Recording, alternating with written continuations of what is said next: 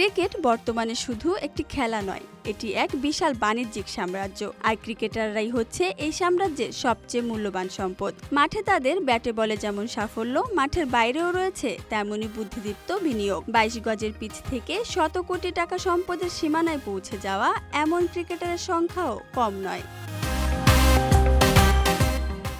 সম্প্রতি বিশ্বের সম্পদের দিক থেকে শীর্ষে থাকা ক্রিকেটারদের তালিকা প্রকাশ করেছে ভারতীয় সংবাদ মাধ্যম ইন্ডিয়ান এক্সপ্রেস। এই প্রতিবেদনে আজ তুলে ধরব সেসব তথ্য।